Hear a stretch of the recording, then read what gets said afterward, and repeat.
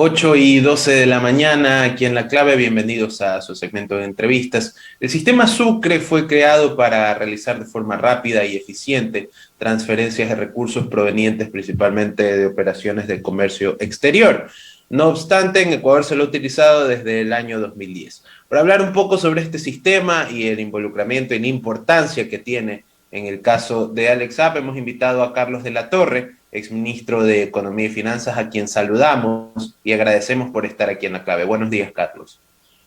Muy buenos días y muchísimas gracias por esta entrevista y un saludo a todos quienes nos acompañan en esta mañana. Carlos, para comenzar quisiera una explicación, porque digamos he leído al respecto, pero no soy un experto en el tema. Entonces, para explicárselo a la gente que nos ve, ¿qué es el sistema Sucre? ¿Cómo funciona? Ya, muy bien. Es el acrónimo de Sistema Unitario de Compensación Regional de Pagos. Es lo que se conoce como un sistema de pagos internacionales de segunda generación. Estos sistemas hay varios en el mundo, inclusive aquí en América Latina de primera generación, operan sistemas desde la década de 1960. Y el Ecuador no solo que opera con el Sucre, sino que también opera con otro sistema, que es el sistema de compensación de pagos de ALADI, también operativo desde hace más de 40 años. En Argentina, entre Argentina y Brasil, tienen otro sistema que se llama sistema de pagos en monedas locales. ¿En qué consisten estos sistemas de pagos? Estos sistemas facilitan los pagos de comercio internacional, ya que permiten a los operadores utilizar sus propias monedas cuando los países tienen moneda propia. Entonces, de esta manera se ahorra notablemente el uso de dólares. ¿Eso qué quiere decir? Que se pueden hacer transacciones comerciales a nivel internacional sin que los países tengan que disponer de abundantes cantidades de dólares. Y un segundo elemento Lo que entiendo es que es una moneda virtual única. Permítame hacer una pausa ahí. Cuando dicen moneda virtual única, es similar a cuando se hace una transacción por criptomonedas. No, absolutamente no. Entonces, sigo la explicación. Entonces, estos sistemas también operan a través de mecanismos de transferencias que no van por el sistema financiero internacional. Y esto es importante, porque el sistema financiero internacional, desgraciadamente, está controlado en muchas de sus entidades por ciertos poderes mundiales que pueden también bloquear pagos que se pueden realizar entre un país y a otro. Es ahí donde están los bloqueos. El Sucre, por ser un sistema de segunda generación, incorpora el uso de una unidad de cuenta que se llama. Es, por decirlo así, una moneda que opera en todo menos para las transacciones cotidianas de las personas, pero sirve para medir el valor de lo que se está transando. No tiene nada que ver con las criptomonedas. Es literalmente una divisa que se utiliza para las transacciones ya en la comunicación de los bancos centrales. Entonces voy a explicar rapidísimo. Entonces, un importador venezolano quiere pagarle a un exportador ecuatoriano. Entonces, ¿qué es lo que hace? Va con bolívares y paga esa exportación, pero esa importación, pero esos bolívares los recibe el Banco Central de Venezuela. Y el Banco Central de Venezuela transfiere ese valor, ese dinero, en esta unidad de cuenta que se llama Sucre con minúsculas, al Banco Central del Ecuador. El Banco Central del Ecuador recibe estos recursos que incrementan sus reservas y por el otro lado genera un pasivo que es lo que permite que el exportador reciba el dinero en su cuenta corriente en dólares contantes y sonantes. Cada 6 meses estos saldos en la moneda virtual o unidad de cuenta Sucre tienen que ser canjeados en dólares contantes y sonantes. ¿Eso qué quiere decir? Que el Ecuador, al haber acumulado en su Banco Central estos sucres en unidad de cuenta, si es que tiene un saldo positivo, a los 6 meses Venezuela le tendrá que reponer en dólares contantes y sonantes ese valor. Esa es la idea del sistema. ¿Y para qué fue creado? Justamente porque había un problema entre varios países que exportamos a Venezuela allá por 2008, y Venezuela, por su control cambiario y por la escasez de dólares en su economía, no pagaba a tiempo. Ojo, que en el Ecuador a fines del 2018 muchas empresas tenían cuentas pendientes con Venezuela por aproximadamente $800 millones. Con este sistema es decir, el sistema básicamente es creado para, digamos, generar confianza y poder hacer negocios con Venezuela. Exactamente, y no solo con Venezuela, participan otros países. Pero claro, pero digamos, en el contexto se entiende que es porque Venezuela tenía la economía más inestable, ¿no? En parte sí, pero este sistema también funciona con Cuba, con Nicaragua, con Bolivia. Con Honduras, sí, con todos los países del ALBA, ¿no? De la sí, desaparecida ALBA. Exactamente. Entonces aquí hay que tener también en cuenta algunos hechos, ¿ya? Venezuela para ese momento era el quinto socio comercial más importante del Ecuador, es decir, el quinto destino de nuestras exportaciones después de Estados Unidos, Colombia, Perú y la Unión Europea. Y nuestros exportadores no recibían a tiempo los pagos, eso les generaba problemas de liquidez importantes. Ahí estaba una empresa ensambladora de autos, empacadoras de pescado de Manabí, etc. Entonces, con el sistema, ¿qué es lo que se permitió? Que los operadores de comercio exterior ecuatorianos reciban a tiempo sus pagos en dólares, mientras el comercio con Venezuela fue importante, pero por cuestiones ya propias de su economía, ese comercio fue decayendo y por eso el sistema casi que está inoperativo en este momento, pero no porque sea una falla del sistema, sino porque Venezuela ya no está comprando nada a nadie. Ok. Bueno, el sistema ha vuelto, digamos, a la palestra o al diálogo, por así decirlo, debido a su supuesta relación con el caso Alexab.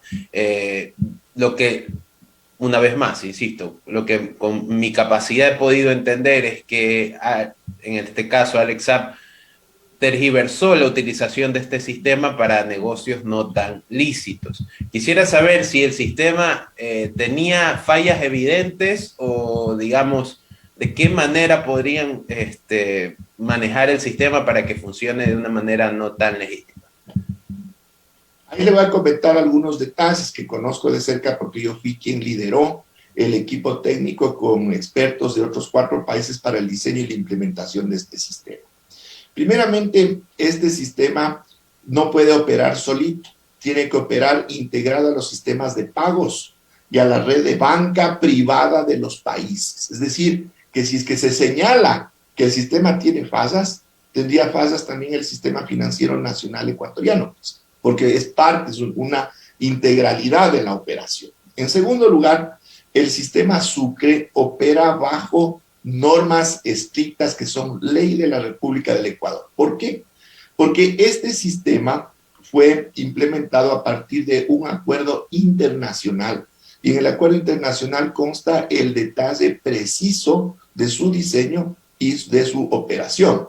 Y al ser un acuerdo internacional suscrito por los presidentes de la República de los países y luego fue ratificado por la Asamblea Nacional del Ecuador en 2010, de acuerdo a nuestra Constitución, eso pasa a ser ley. Es decir, está totalmente reglamentado el sistema. Ahora, que se puedan realizar transacciones que correspondan a actividades ilegales, claro que sí. Es igual que en el sistema financiero nacional. ¿Cuántas cuentas corrientes, cuántas transferencias se realizarán y corresponden a operaciones que no son legales, a estafas, a extorsiones, etcétera, etcétera? Y no por eso podemos acusar que el sistema financiero nacional y el sistema de pagos del Ecuador, donde participa la banca privada, está diseñado para que se realicen actividades ilegales. Claro, en todo caso, como usted hizo énfasis, ¿no? Si el sistema, si se hicieron operaciones ilícitas utilizando el sistema, o si se dice que tiene fallas, también hay fallas en la banca privada, algo que la verdad no pierde razón. Pero he leído y me ha llamado la atención a ciertas personas, supuestos expertos en la materia, que califican las operaciones comerciales hechas con el Sucre como si fueran ficticias. Quisiera saber si usted ha escuchado este comentario o son casos aislados y a qué se refieren con que son ficticias. A ver, justamente las irregularidades que se dieron fue a través de operaciones de comercio exterior ficticias, pero voy a explicar cómo y quiénes son los responsables, no es del sistema. El problema es que en Venezuela existe un tipo de cambio controlado, ¿ya? Que hace que X bolívares sean $1, ¿ya? pero en el mercado negro en Venezuela, esa cotización puede ser hasta 30 veces superior. Entonces, ¿qué es lo que hacían estas personas de origen venezolano? Lo que hacían es montar empresas falsas en el Ecuador para generar operaciones de importación desde Venezuela. Entonces, ellos, ¿qué es lo que hacían? Pagaban con poquitos bolívares una cantidad de dólares que luego era transferida al Ecuador para supuestamente comprarle al Ecuador esas exportaciones. Y la empresa ficticia en el Ecuador evidentemente no enviaba nada, lo que hacía era recibir los dólares. Luego, esos mismos actores volvían a Venezuela con los dólares y volvían a cambiar a bolívares, pero a una cotización 30 veces superior. Entonces, ¿quién es el que debió haber vigilado que esto no suceda? Primero, las aduanas venezolanas deberían haber confirmado que nunca se realizó ese embarque en Ecuador y llegó a Venezuela. Segundo, ¿quién terminó pagando esas operaciones? El Banco Central de Venezuela. Así que este es un problema de Venezuela con afectación a recursos venezolanos, y el Banco Central del Ecuador y el sistema solo canalizaron los recursos que correspondían a operaciones ilegales que se originaron en Venezuela. Claro, o sea, lo que comprendo es que es igual a una transacción que haga alguien que, digamos, está lavando activos a través de una empresa y hace una transferencia utilizando su banco de preferencia, es decir, no, el sistema como tal no tiene culpa, sino las actividades que son hechas por humanos, ¿no? Creo que esa es más o menos la explicación o lo que me queda de lo que me está diciendo. Y respecto a esta relación, porque, digamos, las últimas 2 semanas, todas las noticias que se ven sobre el sistema Sucre es sobre esta utilización negativa. Usted que mencionó que así fue parte, digamos, de quienes diseñaron o revisaron la estructura de este sistema, ¿qué opinión le refiere a esta especie de contexto mediático del sistema? Ya, ahí vamos a relatar un hecho que se dio en días anteriores. A ver, un grupo de asambleístas ecuatorianos de la Comisión de Fiscalización, con un informe que no pasó el tratamiento legislativo convencional, si no tiene la aprobación de la Asamblea Nacional, simplemente un informe que elaboraron unas 3, 4 personas, es llevado a Colombia. Ojo, Colombia nunca participó ni participa del sistema Sucre. Colombia no tiene nada que ver. Estamos hablando de la comisión del señor Fernando Villavicencio, ¿no? Exactamente. Ya. Pues va primero a un país que no ha participado en el sistema. Luego, si es que se va a denunciar una irregularidad, la instancia para las denuncias es la Fiscalía, pues es en el ámbito del Poder Judicial. La Fiscalía General del Estado, en este caso colombiana, si es que iba a realizarse una denuncia. Pero curiosamente son recibidos por el Ejecutivo, ¿ya? Entonces aquí viene la siguiente pregunta. ¿Qué hace el Ejecutivo de Colombia, el presidente colombiano, con una denuncia de un sistema en el que no participa Colombia, siendo el Ejecutivo y no la función judicial? Le voy a decir qué me parece a mí y le voy a preguntar qué le parece a usted. Para mí fue una operación mediática. Exactamente. Ahora miremos, un presidente de la República normalmente tiene una agenda copada, y eso le puedo decir por experiencia propia como ministro, que a veces ni a los propios ministros de Estado les puede recibir en cualquier momento.